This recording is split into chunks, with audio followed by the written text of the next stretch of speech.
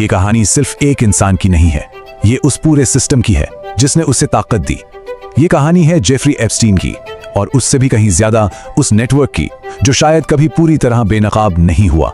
राजनीति, पैसा, शोहरत, ये सब तो वो है जो हमें दिखाई देता है, लेकिन क्या हो अगर इस चमकते पर्दे के पीछे एक ऐसा नेटवर्क काम कर रहा हो जहां दुनिया के सबसे शक्तिशाली लोग एक ही नाम से आकर जुड़ते हों।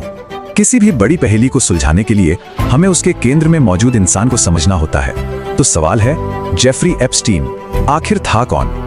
आप देखिए, यहाँ एक बहुत बड़ा विरोधाभास है। एप्स्टीन का जन्म न्यूयॉर्क एक साधारण से परिवार में हुआ था। कोई बड़ी विरासत नहीं, कोई शानदार डिग्री नहीं, फिर भी उनकी जिंदगी दुनिया के सबसे अमीर लोगों जैसी थी।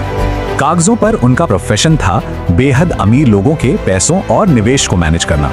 लेकिन यहीं से पहला और सबसे बड़ा सवाल पैदा होता है। मतलब इतनी जबरदस्त दौलत, इतना ज्यादा प्रभाव, लेकिन कोई साफ साफ सोर्स नहीं।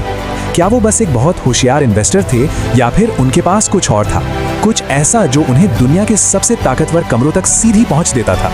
किसी भी ताकत की असली परख तब होती है जब उस पर कानून की नजर पड़ती है।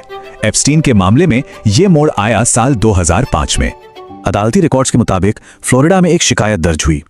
जैसे जैसे जांच आगे बढ़ी, आरोपों की गंभीरता भी बढ़ती गई।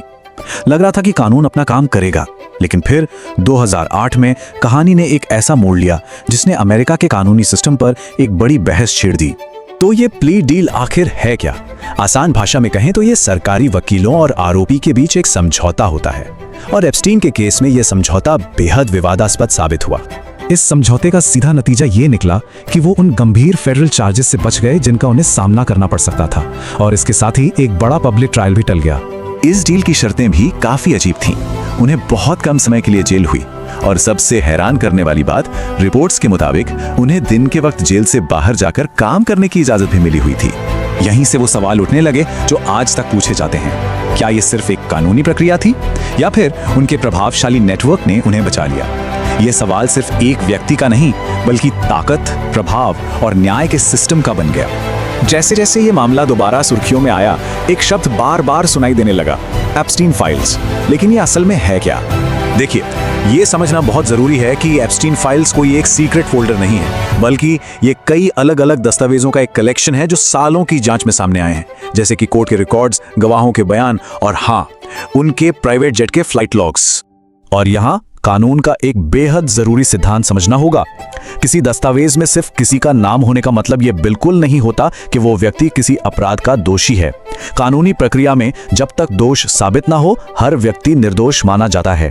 फिर भी जब राजनीति, व्यापार, विज्ञान और यहां तक कि शाही परिवारों के बड़े बड़े नाम एक ही व्यक्ति के इर्द गिर्द दिखाई देते हैं, तो सवाल उठना लाजमी है। उनका नेटवर्क समाज के हर ताकतवर हिस्से तक फैला हुआ था। 2008 की उस विवादास्पद प्ली डील के बाद कई लोगों को लगा था कि यह मामला अब खत्म हो चुका है, लेकिन ये सिर्फ एक ठहराव था। साल 2019 में घटनाएं बहुत तेजी से बदलीं। जेफरी एप्स्टीन को एक बार फिर गिरफ्तार कर लिया गया। इस बार आरोप पहले से कहीं ज्यादा गंभीर थे, और पूरी दुनिया की नजरें इस केस पर थीं। लेकिन गिरफ्तारी के सिर्फ कुछ ही हफ्तों बाद कहानी ने एक ऐसा मोड़ लिया जिसकी किसी को उम्मीद नहीं थी। वो जेल में मृत पाए गए। आधिकारिक तौर पर मौत की वजह आत्महत्या बताई गई, लेकिन इस खबर ने सवालों की एक नई लहर पैदा कर दी। रिपोर्ट्स के मुताबिक उस रात जेल की सुरक्षा में गंभीर चूक हुई थी। ये भी कहा गया कि कुछ कैमरे काम नहीं कर रहे थे। सवाल ये उठा कि इतने हाई प्रोफाइल कैदी की निगरानी में आखिर ऐसी लापरवाही कैसे हो सकती है। एप्स्टीन की मौत के साथ अदालत में सच सामने आने की उम्मीद भी खत्म हो गई। जो सवाल खुलने वाले थे वो हमेशा के लिए बंद हो गए, लेकिन कहानी यहाँ खत्म नहीं हुई। जांच का फोकस उनकी एक करीबी सहयोगी घिस्लिन मैक्सवेल पर गया। उन्हें अदालत ने दोषी ठहराया, और इस सजा ने एक बात साफ कर दी, ये मामला सिर्फ एक व्यक्ति तक सीमित नहीं था। एक नेटवर्क सच में मौजूद था। लेकिन एक बड़ा सवाल आज भी अधूरा है।